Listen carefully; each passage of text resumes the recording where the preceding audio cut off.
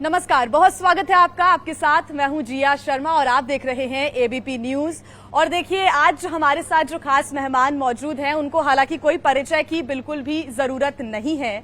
और ये मैं जरूर कह सकती हूं कि आपके हमारे जीवन में कभी ना कभी किसी न किसी हिस्से का वो पार्ट बने हैं, यानी कि आपके हमारे स्वास्थ्य की किसी ने अगर जिम्मेदारी ली है तो वो इन्हीं शख्स ने ली है। सीधा मैं आपको शिरीन के पास लिए चलती हूँ। शिरीन, बिल्कुल, आपने बहुत अच्छा परिचय दिया है और जिया, अब इससे आगे मुझे कुछ कहने की जरूरत नहीं है। और स्वामी रामदेव हमारे साथ यहाँ मौजूद हैं। बहुत स्वागत है स्वामी जी आपका एबीपी न्यूज। और मैं परिचय दे देता हूँ। मैं भारत की दो प्रतिभावान महान बेटियों के बीच में भारत माता का बेटा भारत माता की सेवा के लिए उपस्थित हूँ। और मेरा काम है लोगों को स्वास्थ्य देना, लोगों को समृद्धि देना, इस देश को आर्थिक, राजनीतिक, सामाजिक, वैचारिक अलग प्रकार की दासताओं और गुलामियों से मुक्ति दिलाना। अभी भी आज़ाद भारत में भी बहुत तरह से लोग अलग अलग प्रकार की पराधीनताओं की गुलामी की बेड़ियों में जकड़े हुए हैं और मैं उन सबको पूरी तरह से आज़ाद देखना चाहता हूं। और मैं हूं आज दोनों बहनों के बीच में स्वामी रामदेव। बहुत शुक्रिया आपका स्वामी रामदेव जी। आपसे बहुत सारे सवाल आगे करने हैं, लेकिन शुरुआत सबसे पहले मैं इस सवाल से कर लेती हूँ। आप लगातार कहते हैं कि आप जनहित के लिए काम कर रहे हैं, आप चाहते हैं कि ये पूरा देश स्वस्थ रहे और आपके द्वारा जो लोगों को जो एक नुस्खे दिए जा रहे हैं, जो दवाइयां दी जा रही हैं, वो लोगों तक पहुंचे। लेकिन आपने इस बात का भी जिक्र किया कि आपके खिलाफ षड्यंत्र रचा जा रहा है, कुछ भू माफिया, यहाँ तक कि आपने ये भी कहा कि religious mafia, political mafia, drug mafia, medical mafia, political mafia, corporate mafia, क्या कहूं। मैं सुबह 4 बजे से, आपने तो मेरे जीवन पर भी एक पूरी बड़ी स्टोरी की हुई इंटरनेशनल योग डे पर, और मैं जिस दरी पर सोता हूं, जमीन से जुड़ कर के रहता हूं, सुबह 4 बजे से लेकर के 10 बजे तक केवल और केवल परमार्थ की भावना से काम करता हूं। अब ये परमार्थ और पुरुषार्थ करते करते जो मेरे पास अर्थ भी आ जाता है, उसको भी भारत को समर्थ बनाने में लगाता हूँ। अब फिर भी कुछ लोगों को पेट में दर्द होता है कि ये योग का गौरव, योग का वैभव इतना कैसे बढ़ रहा है। ये आयुर्वेद चारों तरफ छा रहा है। अब तो जिसको देखो वही गिलोय की बात कर रहा है, तुलसी की बात कर रहा है, हल्दी की बात कर रहा है। अब तो चारों ओर आत्मनिर्भरता के स्वर गूंज रहे हैं। एक तरफ देश के प्रधानमंत्री, एक तरफ देश का वजीर भी बोल रहा है और दूसरी तरफ भारत का फकीर भी बोल रहा है, अरे भाई भारत को बचाना है, भारत को बनाना है, भारत को आगे बढ़ाना है तो आत्मनिर्भर बनो। और मैं आत्मनिर्भरता के गीत गाता हूं सुबह से शाम तक। मैं खाली भाषण नहीं देता, उसको एग्जीक्यूट करता हूं।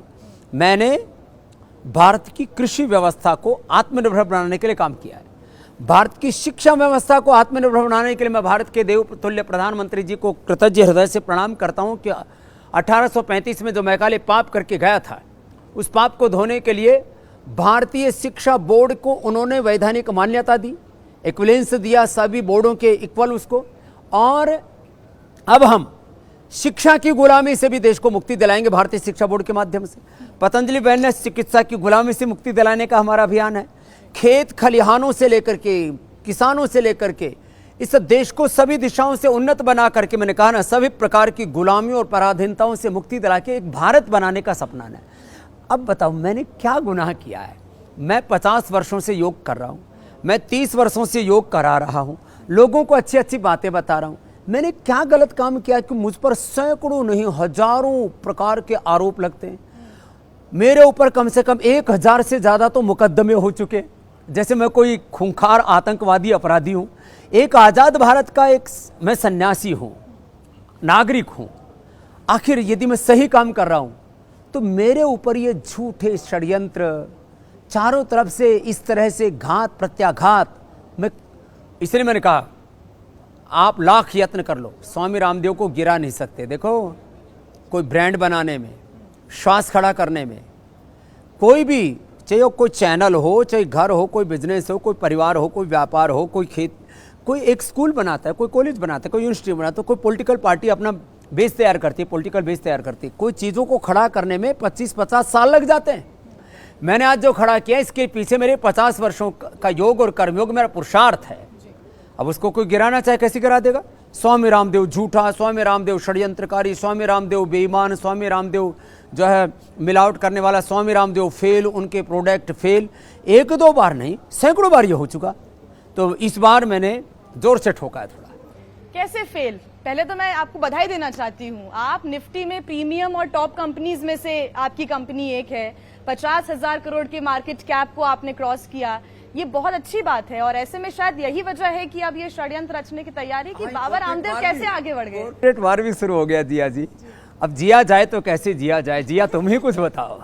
अब देखो अब हमने 40,000 करोड़ का मार्केट कैप खड़ा कर दिया, नहीं 50,000 करोड़, और वो निफ्टी टॉप 50 में आ गया है। अब चलो टॉप 50 में, टॉप 5 में, टॉप 1 में भी होंगे। अभी हिंदुस्तान में टॉप 1 में होंगे, वर्ल्ड में टॉप 5 पर होंगे, चिंता मत करो। 40,000 करोड़ का हमारा ग्रुप टर्नओवर है। फिर अभी तो एक कंपनी लिस्टेड है, अभी 4 कंपनी और लिस्टेड होने वाले हैं। पतंजलि आयुर्वेद अभी लाइन में है, पतंजलि मेडिसिन लाइन में है, पतंजलि हमारा वेलनेस लाइन में है, फिर उसके बाद जो है पतंजलि लाइफस्टाइल।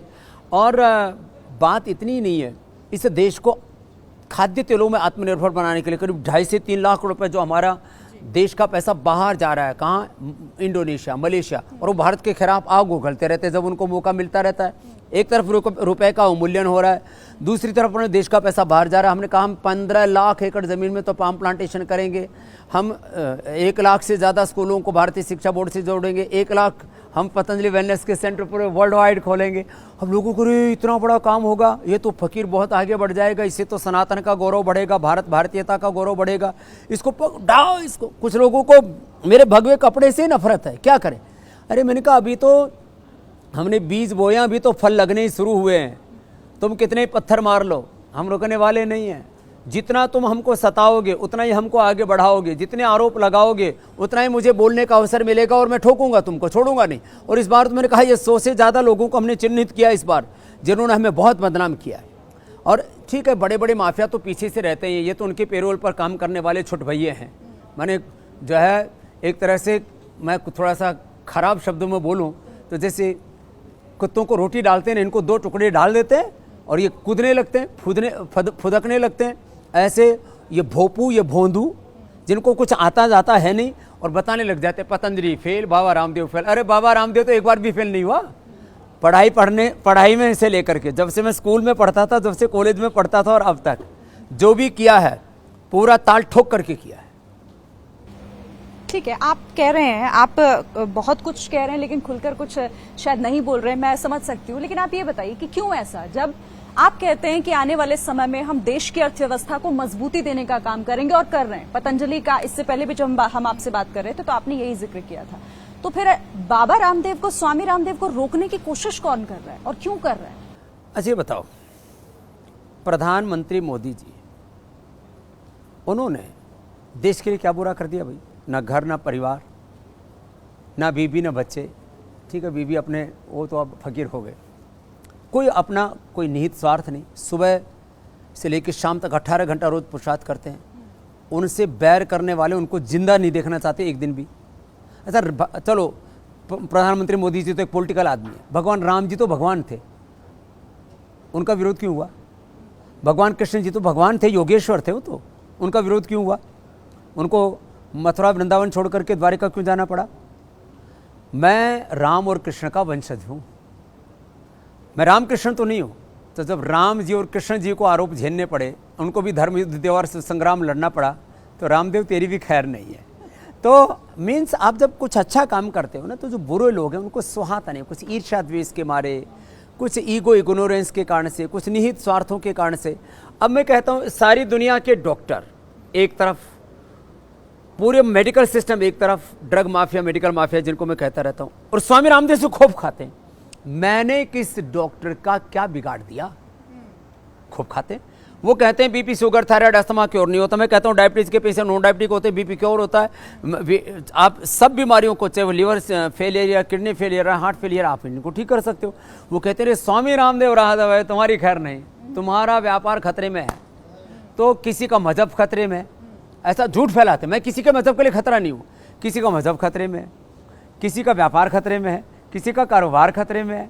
अरे भाई, तुम एक सन्यासी से इतने डरते क्यों हो?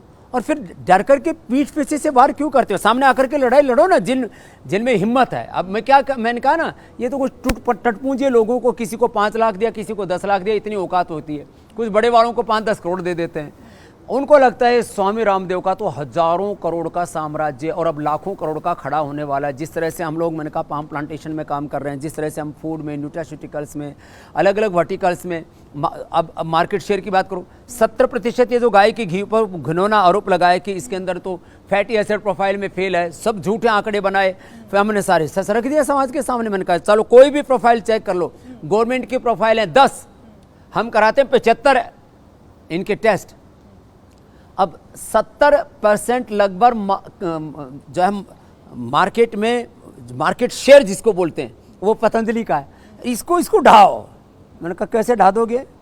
मैं जिस दिन गलत करूंगा, पहली बात तो मेरे से गलती तो करूंगा ही नहीं, मुझसे जिस दिन कोई गलती होगी अनजाने में तो माफी मांगूंगा देश से, भाई ये मेरे से गलती होगी, मैं किसी को रिपोर्ट करने की जरूरत नहीं, मैं इसको ठीक करता हूं। और जिस दिन मेरे मन में कोई बेईमानी आ गई तो उस दिन स्वामी रामदेव मिलेगा ही नहीं। मर सकता है स्वामी रामदेव, मिट सकता है, बिक नहीं सकता, झुक नहीं सकता, गलत नहीं कर सकता, विश्वासघात नहीं कर सकता। तो ईमानदारी के साथ एक और, फिर बेईमानी नहीं करते आप। हाँ, ईमानदारी से एक और सवाल का जवाब। आपने कहा विरोध तो होता रहता है, और प्रधानमंत्री नरेंद्र मोदी का भी किसी किसी राज्य में हमें विरोध देखने को मिला। खासतौर से मैं बिहार का नाम लूंगी, जहां पर कुछ दिन पहले कुछ लोग किसी के साथ थे तो अब अलग अलग हो गए हैं, विचार अलग अलग हो गए हैं। तो क्या 2024 में राह मुश्किल हो जाएगी? मैं तो उसको ये कहूंगा, बिहार का विरोध नहीं है, वो कुछ पॉलिटिकल लोगों का विरोध है। बिहार की जनता तो मोदी जी से बहुत प्यार करती है। दरअसल ये जो है ना, ये राजनीति को कुछ लोगों ने जातियों में, मजहबों में, प्रांतों में, क्षेत्रीयता में, उसको भी, राजनीति को भी बंधक बना लिया कुछ लोगों ने। तो जो परिवारों के अंदर, जातियों के अंदर, अलग अलग क्षेत्रों में राजनीति को जो बंधक बनाए रखना चाहते हैं, वहां पर राजनीति है। तो लेकिन शिरीन और मैंने 2015 का चुनाव भी देखा है, दिक्कत हो गई थी जब जातिवाद का दिक्कत हुआ था, तो बीजेपी को नुकसान हुआ था। देखो आप ये तो सोचो कि जिस बीजेपी का वोट बैंक किसी स्टेट में 20-25% था, 10, 12, 15% जिस बीजेपी का वोट बैंक हुआ करता था, आज उस बीजेपी का वोट बैंक 45-50% तक पहुंच गया अलग अलग राज्यों में। कितनी बड़ी बात है। माने एक तरफ एक पार्टी और दूसरी तरफ सारे राजनीतिक दल, और वो भी बोने हो रहे हैं उसके सामने। 15-20 प्रधानमंत्री के जो उम्मीदवार हैं उनको गला करके एक कोई नया व्यक्तित्व घड़ दिया जाए, वो भी उनके सामने खड़ा होने की हिम्मत नहीं कर पा रहे हैं। तो ये बड़ा व्यक्तित्व, लेकिन कहते हैं ना, आप बड़ा व्यक्तित्व है ये मायने भी रखता है, लेकिन संगठन भी बहुत बड़ी बात होती है। आप कहते हैं ना, अगर आप संगठित हैं तो आप कुछ भी कर सकते हैं। आपको लगता है जो नीतीश, आप भले ही वो अपने मुंह से ना कह रहे हो कि वो पीएम कैंडिडेट नहीं है, लेकिन 2024 की तैयारी तो वो कर रहे हैं। छोटे छोटे दलों को जोड़ने की जो एक कोशिश हो रही है, लग रहा है आपको कि 2024? दरअसल राजनीतिक रूप से आजकल मैं पक्ष विपक्ष में न रह करके निष्पक्ष होने की कोशिश कर रहा हूं, लेकिन दोनों देवियों मुझे थोड़ा बकस दो, क्योंकि मुझसे नीतीश जी भी बहुत प्रेम करते हैं, मुझसे लालू जी भी बहुत प्रेम करते हैं, उनका बेटा तेजस्वी जी। बात नहीं कर रहे हैं, बात यह है कि 2024 में आप क्या देख रहे हैं? उम्मीद 2024 में बदलाव की उम्मीद। देखो 2024 में मोदी जी ही रिपीट होंगे, ये बात सच है, लेकिन दूसरे राजनीतिक दलों को भी पुरुषार्थ तो करना ही चाहिए, क्योंकि पुरुषार्थ तो राहुल जी भी, मैंने तो बहुत दिनों से पहले कहा था कि राहुल जी मैदान जंग में उतरो। तो ये जो आप फिर को भी हेडलाइन ये मत बताना कि स्वामी रामदेव की प्रेरणा से राहुल गांधी जी मैदान जंग में उतरे, भारत जोड़ो यात्रा। नहीं, इससे पहले मैंने कई बार कहा था कि मैं तो चाहता हूँ कि राहुल गांधी जी भी पुरुषार्थ करें, क्या दिक्कत है? देखो राजनीति में पक्ष विपक्ष दोनों रहते तो ही लोकतंत्र परिपक्वता के साथ में, प्रामाणिकता के साथ आगे बढ़ता है। इसलिए कहता है कि हमें खत्म करने की कोशिश की जा रही है, ये आरोप लगता है प्रधानमंत्री नरेंद्र मोदी पे। अच्छा बताओ, कांग्रेस कमजोर पड़ रही है तो भाई उनको अपना घर तो खुद संभालना चाहिए ना। देखो आरोप प्रत्यारोप ये अलग बात होती है। मान लीजिए पतंजलि में ही झगड़े हो जाएं, स्वामी रामदेव और आचार्य बालकृष्ण झगड़ पड़े और कहें कि भाई हमारे को तो जो है ना वो कांग्रेस ने झगड़वा दिया ये कोई बात हुई? तो भाई ये ऐसे ये अब मान लीजिए एबीपी के पत्रकार आपस में झगड़ पड़े और बोलो हमको जो है दूसरे चैनल वालों ने भड़का दिया। अपना घर तो संभाल के रखना चाहिए सब। अच्छा, ये भारत जोड़ो यात्रा, क्योंकि भारत जोड़ो यात्रा का आप भी जिक्र कर रहे थे, ये बताइए क्या जोड़ पाएगी कांग्रेस खुद को पूरे देश भर में घूम घूम के? साउथ इंडिया का क्या कहना है? देखो जोड़ पाए न जोड़ पाए, कांग्रेस खत्म होने से जरूर बच जाएगी यदि ऐसे पुरुषार्थ करती रही तो। मैं तो चाहता हूं कांग्रेस ऐसे पुरुषार्थ करती रहे जिससे कि कम से कम एक देश की सबसे पुरानी पार्टी उसका जो है उसकी अकाल मृत्यु ना हो जाए। तो हम तो सब मृत्युंजय होने का वरदान देते हैं सबको। कांग्रेस तो छोड़ छोड़ के लोग जा रहे हैं, इसीलिए तो कह रहा हूँ। गोवा आपने सुना ही होगा, 11 में से 8 बाहर निकल गए। वहां तो यहाँ तक कहा गया कि ये भारत जोड़ो यात्रा निकाल रहे हैं। अरे ये तो अब देखो, मैं मतलब थोड़ा राजनीति में बोलना नहीं चाहता, लेकिन आप दोनों मुझे उकसा रही हो तो बहुत अच्छे से बात रखते हैं। लेकिन मैं तो कहता हूं यदि मोदी जी और अमित जी छूट दे देना भाई बीजेपी में सबका स्वागत है, तो बहुत सारे राजनीतिक दल खत्म हो जाए इस देश के अंदर। फिर बीजेपी में थोड़ी सी बेचैनी हो जाएगी। मैं जो बेचारे मेहनत कर रहे इतने वर्षों से, उनको जगह नहीं मिल पाएगी। सबसे पहले कौन सा खत्म होगा? ले लो मुझे जो बेचारे जिनके अस्तित्व, जिनका वजूद खतरे में है, वो तो चाह रहे हैं कि भाई ये खुला ऑफर ना दे बीजेपी। यदि बीजेपी खुला ऑफर दे तो मैं आपको सच बता रहा हूं, जो है करीब 80% कुनबे लोगों के खत्म हो जाएंगे। लेकिन आप देखिए 21 किलोमीटर चल रहे हैं राहुल गांधी, आपके बॉडी के लिए बहुत अच्छा है। हाँ, उनको बधाई। लेकिन पार्टी की फिटनेस का भी तो ध्यान रखना पड़ेगा। नहीं, अभी उनकी फिजिकल फिटनेस, उन्होंने जिम बहुत किया हुआ है पहले। मैं पहले कहता था भाई टोले शोले तो बना रहे हो राहुल बाबा, अभी जो है मैदानी जंग में उतरो। तो उन्होंने जो जिम में टोले शोले बनाए थे, जो थोड़ा बहुत मेहनत की थी, और इनके खानदान में योग करते रहे। नेहरू जी योग करते थे, इंदिरा जी योग करती थी, सोनिया जी योग करती हैं, तो हमारे राहुल भाई भी योग करते हैं, तो जो है और जिम भी करते, दोनों करते वो। तो अब उनकी जो मेहनत है वो रंग ला रही है, तो चल भी रहे हैं अच्छे से, और बड़े मतलब शान से चल रहे हैं। और जो है कभी टी शर्ट में, कभी कुर्ता पजामा में, कभी जो है उनकी खबरें बन रही, रोज़ हेडलाइंस बन रही है। आप सोचो, जिस आदमी को नेशनल मीडिया में बहुत थोड़ी जगह मिला करती थी, आज उसके नाम के चर्चे, यही उसकी विजय यात्रा है।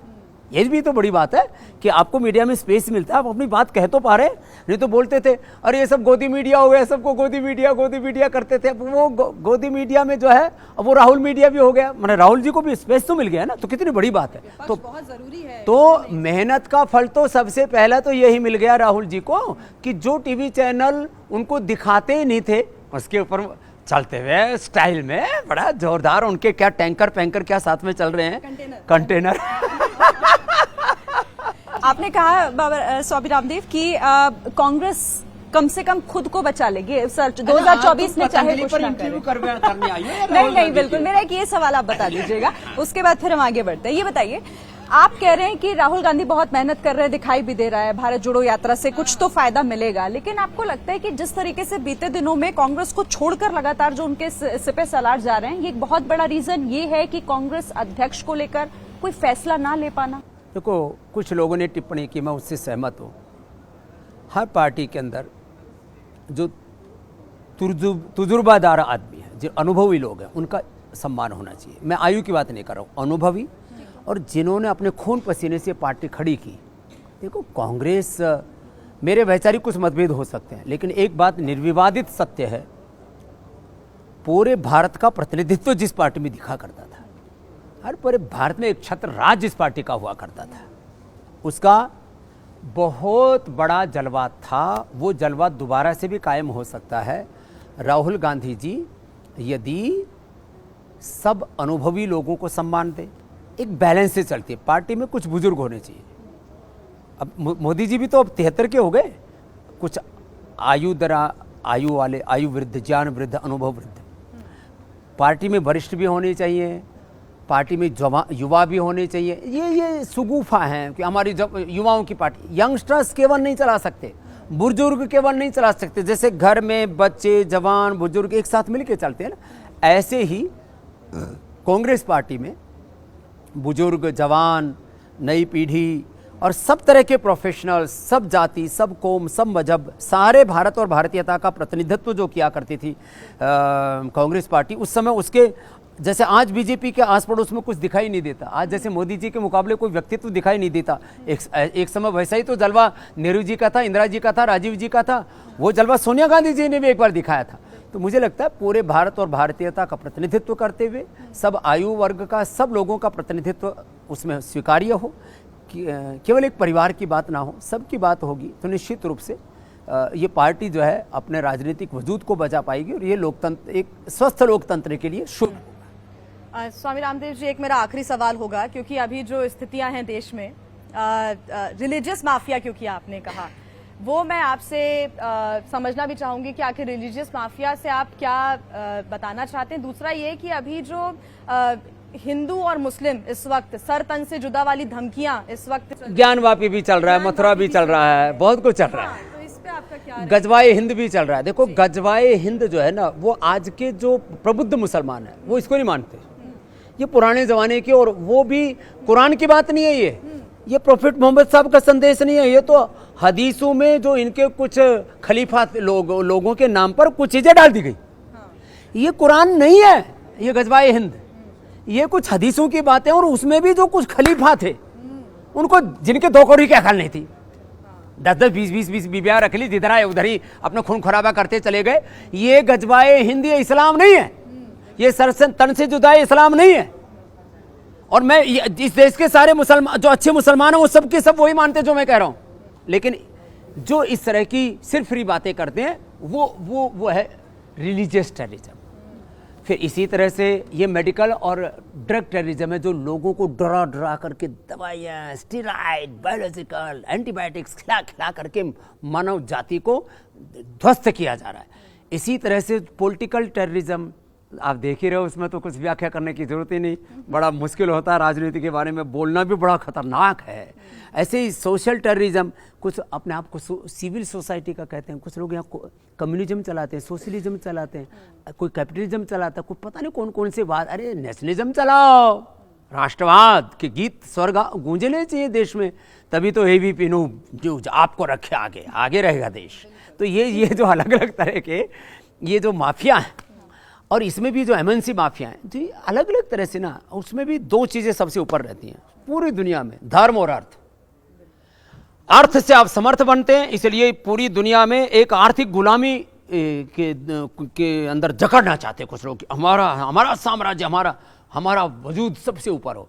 अर्थ तो सबसे ऊपर है, अर्थ के बिना तो सब व्यर्थ है, अनर्थ है। और धर्म के नाम पर लोगों को इमोशनल ब्लैकमेलिंग करके उनको गलत डायरेक्शन दिया जाता है धर्म के नाम पर। तो ये जो इमोशनल ब्लैकमेलिंग करके आदमी चलता किधर, आदमी को ड्राइव कौन करता है? फेथ हमको ड्राइव करता है, हमारा विश्वास, और उस विश्वास को तोड़ मड़ोड़ करके लोग आपस में लड़ाते हैं। नहीं तो हिंदुस्तान में रहने वाले जितने भी लोग हैं, उन सब का खून एक है, उनके सबके पूर्वज एक हैं, उनका वतन एक है, वो सब लोग एक हैं, उनको आखिर लड़ाता कौन है?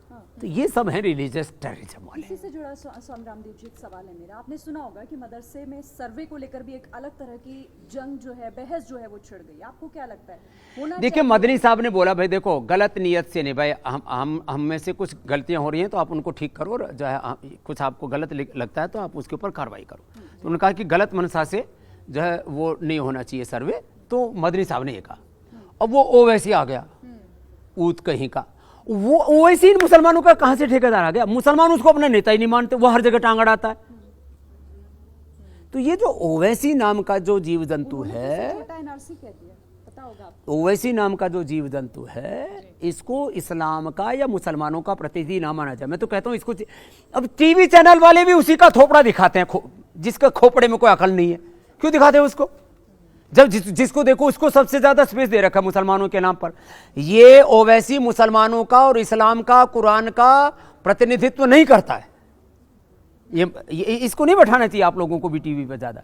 आप तो ज्यादा नहीं बैठाते, कुछ चैनल वाले तो बहुत ज्यादा बैठाते हैं उसको। को मौका मिलना चाहिए। अरे पॉलिटिकल पार्टी कितने एमएलए, कितने एमपी हैं उसके, आपने स्पेस दे रखा उसको। कांग्रेस से भी ज्यादा, आरजेडी से भी ज्यादा, नीतीश से भी, सबसे ज्यादा टीवी चैनलों पर स्पेस उसको दे देते हो आप, क्योंकि वो सिर्फ फ्री बातें करता है।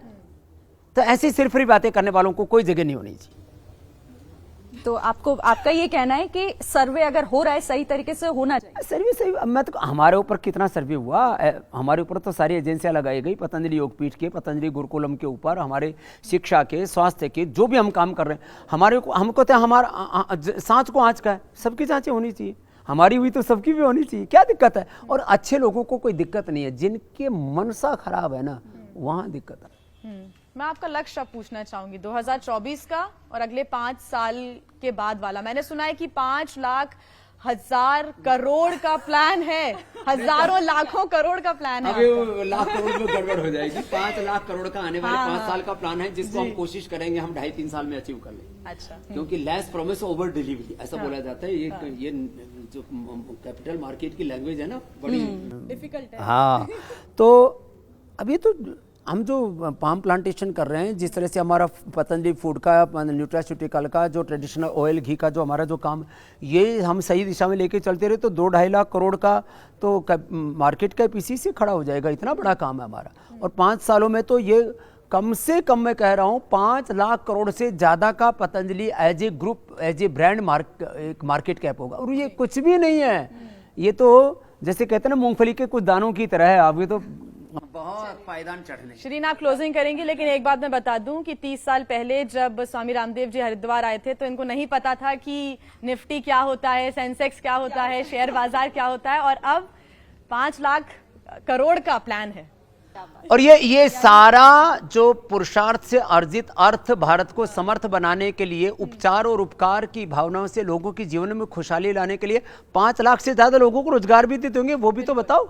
जो है स्टॉक एक्सचेंज में पहली बार किसी सन्यासी ने जाकर के घंटी बजाई और उससे बहुतों की खतरे की घंटी बज गई है और बहुतों की चूल्हे हिल गए। हिलने दो, हम आगे बढ़ते रहेंगे और देश को आगे बढ़ाएंगे, भारत को परम वैभवशाली बनाएंगे। यही हमारा एक सपना है। लाख विरोध करें, उत्तिष्ठता जागृत प्राप्य वरान निबोधत, हम आगे बढ़ते जाएंगे चरैवेति के साथ। शिरीन जी, जिया जी, बहुत बहुत धन्यवाद आपका और बहुत बहुत शुभकामनाएं। आपने जिस तरीके से लक्ष्य रखा है देश के लिए भी, वो काफी आगे जनहित के लिए बहुत कामयाब होगा, और हमारी भी ऐसी शुभकामनाएं एबीपी न्यूज की तरफ से। बहुत बहुत धन्यवाद हमारे साथ जुड़ने के लिए।